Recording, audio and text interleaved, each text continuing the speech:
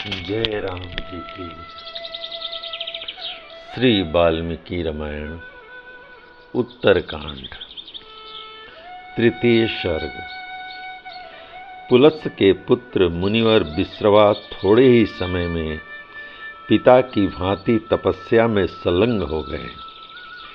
वे सत्यवादी, शीलवान, जितेंद्रिय, स्वाध्याय परायण, बाहर भीतर से पवित्र, संपूर्ण भोगों में अनासक्त तथा सदा ही धर्म में तत्पर रहने वाले थे। विश्रवा के इस उत्तम आचरण को जानकर महामुनि भरद्वाज ने अपनी कन्या का, जो देवांगना के समान सुंदरी थी, उनके साथ विवाह कर दिया। धर्म के ज्ञाता मुनिवर विश्रवा ने बड़ी प्रसन्नता के साथ धर्मानुसार भरद्वाज की कन्या का पाणी ग्रहण किया और प्रजा का हित चिंतन करने वाली बुद्धि के द्वारा लोक कल्याण का विचार करते हुए उन्होंने उसके गर्भ से एक अद्भुत और पराक्रमी पुत्र उत्पन्न किया। उसमें सभी ब्राह्मणोचित गुण विद्यमान थे। उसके जन्म से पितामह पुलत्स्य मुनि को बड़ी प्रसन्नता हुई। उन्होंने दिव्य दृष्टि से देखा, इस बालक में संसार का कल्याण करने की बुद्धि है तथा यह आगे चलकर धनाध्यक्ष होगा। तब उन्होंने बड़े हर्ष से भरकर देवर्षियों के साथ उसका नामकरण संस्कार किया। वे बोले, विश्रवा का यह पुत्र विश्रवा के ही समान उत्पन्न हुआ है, इसलिए यह वैश्रवण नाम से विख्यात होगा। कुमार वैश्रवण जहाँ वहाँ तपोवन में रहकर उस समय आहुति डालने से प्रज्वलित हुई अग्नि के समान बढ़ने लगे और महान तेज से संपन्न हो गए। आश्रम में रहने के कारण उन महात्मा वैश्रवण के मन में यह विचार उत्पन्न हुआ कि मैं उत्तम धर्म का आचरण करूं, क्योंकि धर्म ही परम गति है।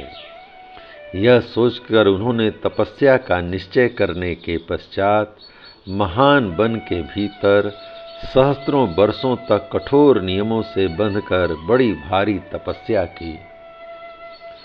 वे एक एक सहस्त्र वर्ष पूर्ण होने पर तपस्या की नई नई विधि ग्रहण करते थे। पहले तो उन्होंने केवल जल का आहार किया, तत्पश्चात वे हवा पीकर रहने लगे। फिर आगे चलकर उन्होंने उसका भी त्याग कर दिया और वे एकदम निराहार रहने लगे। इस तरह उन्होंने कई सहस्त्र वर्षों को एक वर्ष के समान बिता दिया। तब उनकी तपस्या से प्रसन्न होकर महातेजस्वी ब्रह्मा जी इंद्र आदि देवताओं के साथ उनके आश्रम पर पधारे और बोले, उत्तम व्रत का पालन करने वाले बस, मैं तुम्हारे इस कर्म से, तपस्या से बहुत संतुष्ट हूँ। महामते, तुम्हारा भला हो। तुम कोई वर मांगो, क्योंकि वर पाने के योग्य तुम हो। यह सुनकर वैश्रवण ने अपने निकट खड़े हुए पितामह से कहा, भगवन, मेरा विचार लोक की रक्षा करने का है, अतः मैं लोकपाल होना चाहता हूँ। वैश्रवण की इस बात से ब्रह्मा जी के चित्त को और भी संतोष हुआ। उन्होंने संपूर्ण देवताओं के साथ प्रसन्नतापूर्वक कहा, बहुत अच्छा। इसके बाद वे फिर बोले, बेटा, मैं चौथे लोकपाल की सृष्टि करने के लिए उद्यत था। यम, इंद्र और वरुण को जो पद प्राप्त हैं, वैसा ही लोकपाल पद तुम्हें भी प्राप्त होगा, जो तुमको अभीष्ट है। धर्मज्ञ, तुम प्रसन्नतापूर्वक उस पद को ग्रहण करो और अक्षय निधियों के स्वामी बनो। इंद्र, वरुण और यम के साथ तुम चौथे लोकपाल कहलाओगे। यह सूर्य तुल्य तेजस्वी पुष्पक विमान है, इसे अपनी सवारी के लिए ग्रहण करो और देवताओं के समान हो जाओ। तात तुम्हारा कल्याण हो। अब हम सब लोग जैसे आए हैं वैसे लौट जाएंगे। तुम्हें ये 2 वर देकर हम अपने को कृत्य समझते हैं। ऐसा कहकर ब्रह्मा जी देवताओं के साथ अपने स्थान को चले गए। ब्रह्मा आदि देवताओं के आकाश में चले जाने पर अपने मन को संयम में रखने वाले धनाध्यक्ष ने पिता से हाथ जोड़कर कहा, भगवान, मैंने पितामह ब्रह्मा जी से मनोवांछित फल प्राप्त किया है, परंतु उन प्रजापति देव ने मेरे लिए कोई निवास स्थान नहीं बताया। अतः भगवान, अब आप ही मेरे रहने के योग्य किसी ऐसे स्थान की खोज कीजिए जो सभी दृष्टियों से अच्छा हो। प्रभो, वह स्थान ऐसा होना चाहिए जहाँ रहने से किसी भी प्राणी को कष्ट न हो। अपने पुत्र के ऐसा कहने पर मुनिवर विश्रवा बोले, धर्मज्ञ, साधु शिरोमणे, सुनो।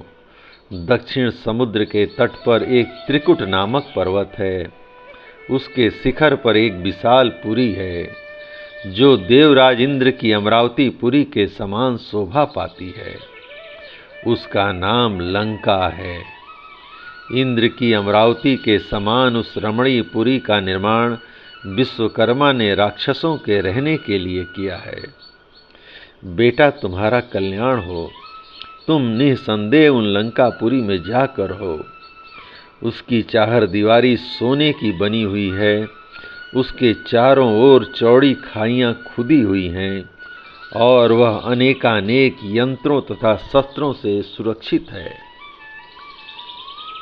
यह पुरी बड़ी ही रमणीय है। इसके फाटक सोने और नीलम के बने हुए हैं। पूर्व काल में भगवान विष्णु के भय से पीड़ित हुए राक्षसों ने उस पुरी को त्याग दिया था। वे समस्त राक्षस रसातल को चले गए थे, इसलिए लंकापुरी सूनी हो गई। इस समय भी लंकापुरी सूनी ही है, उसका कोई स्वामी नहीं है। अतः बेटा, तुम वहाँ निवास करने के लिए सुखपूर्वक जाओ। वहाँ रहने में किसी प्रकार का दोष या खटका नहीं है। वहाँ किसी की ओर से कोई विघ्न बाधा नहीं आ सकती।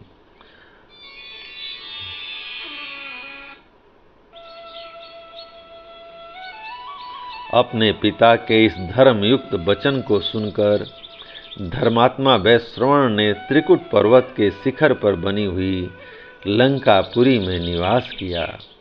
उनके निवास करने पर थोड़े ही दिनों में वह पुरी सहस्त्रों हृष्ट पुष्ट राक्षसों से भर गई। उनकी आज्ञा से वे राक्षस वहां आकर आनंद पूर्वक रहने लगे। समुद्र जिसके लिए खाई का काम देता था, उस लंकापुरी में विश्रवा के धर्मात्मा पुत्र वैश्रवण राक्षसों के राजा हो बड़ी प्रसन्नता के साथ रहने लगे। धर्मात्मा धनेश्वर समय समय पर पुष्पक विमान के द्वारा आकर अपने माता पिता से मिल जाया करते थे। उनका हृदय बड़ा ही विनीत था। देवता और गंधर्व उनकी स्तुति करते थे। उनका भव्य भवन अप्सराओं के नृत्य से सुशोभित होता था। वे धनपति कुबेर अपनी किरणों से प्रकाशित होने वाले सूर्य की भांति सब ओर प्रकाश बिखेरते हुए अपने पिता के समीप गए। जय राम जी की।